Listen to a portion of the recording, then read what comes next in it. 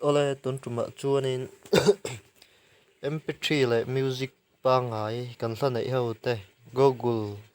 Drive da thadang sai don ani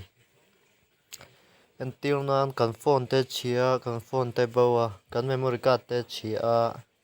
chuta chuan kan hlan nei sa ho zong zong kan ui em kha about to vek thin ni tutuma hian chung tiang kan hlan nei zong zong Google da thadang ziranga phone bo poni se kan Google account email le password kan hria chuanin kan hulet le vek thei don ani in hria tur chu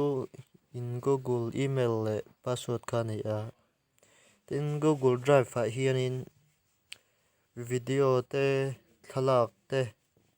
le application ang chi te til chi sang da that theya tin phone memory card ai hek mi loin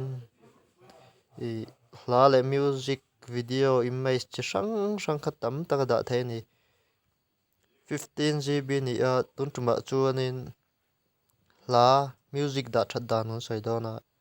lekin a thalak le video da that dan te pon la sai zel don ani music a khan lut la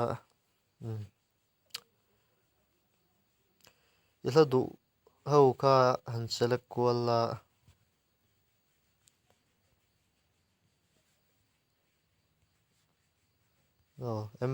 em ho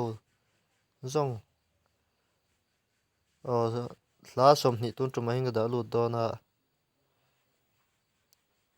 kan Google umna piang account umna piang khan kan hla da hi om to don ani chuanin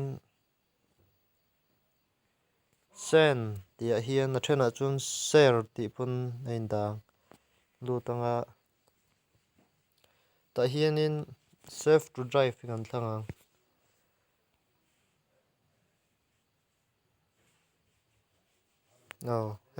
hang ho zong hi ni ya ke chuanin cloud da nual to hla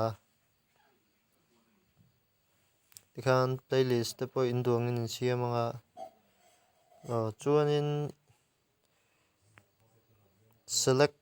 ti hianin ilutang save a hian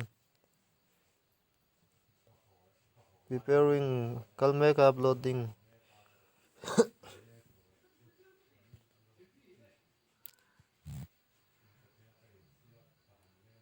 tikhanin upload meka drive angan enang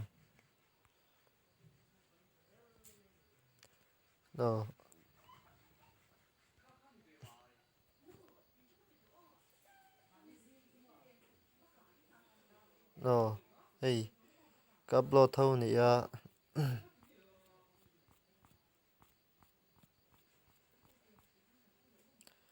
em ho zong hi tuna ka upload thau kha ni ya